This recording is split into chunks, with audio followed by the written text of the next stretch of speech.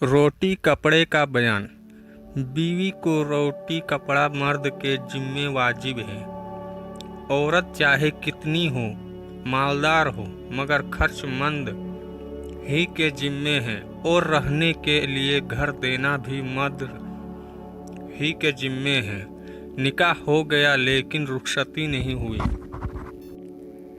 तब भी रोटी कपड़े का दावेदार हो सकती है। लेकिन मगर मर्द ने करना चाहा फिर भी रुखसती नहीं हुई तो रोटी कपड़ा पाने की हकदार नहीं। बीवी बहुत छोटी है कि सोहबत के काबिल नहीं, तो अगर मर्द ने काम काज के लिए या अपना मन बहलाने के लिए उसको अपने घर रख लिया तो उसका रोटी कपड़ा मर्द के जिम्मे वाजिब है। और अगर ना रखा और मेके भेज दिया तो वाजिब नहीं। और अगर शौहर छोटा नाबालिग हो लेकिन औरत बड़ी है तो रोटी कपड़ा मिलेगा। जितना माह पहले देने का दस्तूर है वह मर्द ने नहीं दिया, इसलिए वह मर्द के घर नहीं जाती तो उसको रोटी कपड़ा दिलाया जाएगा।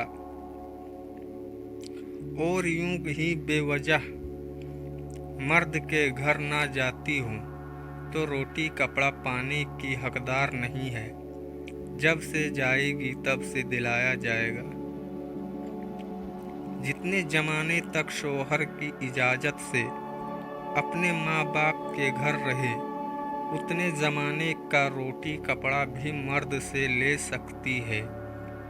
औरत बीमार पड़ गई तो बीमारी के ज़माने का रोटी कपड़ा पाने के हकदार हैं, चाहे मर्द के घर बीमार पड़े या अपने हालात में मेके में। लेकिन अगर बीमारी की हालत में मर्द ने बुलाया फिर भी नहीं आई तो अब उसके पाने की हकदार नहीं रही और बीमारी की सिर्फ रोटी कपड़े का खर्च मिलेगा।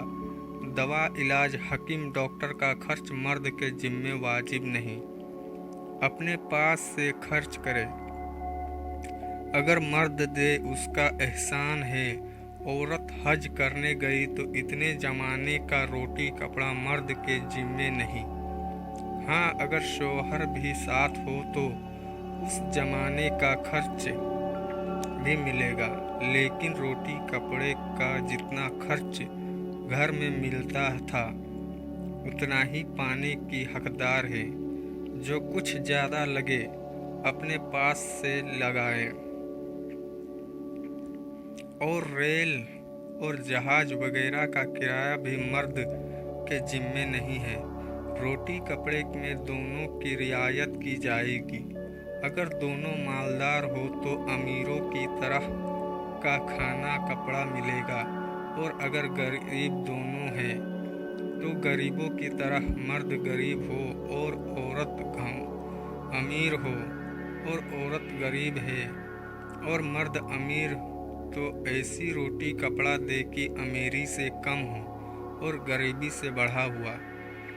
औरत अगर बीमार है कि घर का कारोबार नहीं कर सकती या ऐसे बड़े घर की है कि अपने हाथ से पसीने कूटने खाना पकाने का काम नहीं करती बल्कि ऐब समझती है तो पक्का पकाया खाना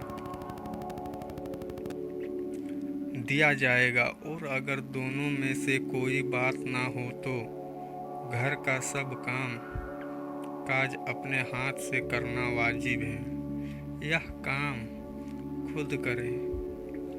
मई के जिम्मे सिर्फ इतना है कि चूल्हा चक्की कुच्चा अनाज लकड़ी खाने पीने के बर्तन ला दे वह अपने हाथ से पकाए खाए। तेल कंघी साबुन खली बुझ और नहाने धोने का पानी मर्द के जिम्मे है। और सुरमा मिस्सी पान तंबाकू मर्द के जिम्मे नहीं। धोबी की संख्यावा मर्द के जिम्मे नहीं, अपने हाथ से धोएं और पहने। अगर मर्द दे दे उसका एहसान है।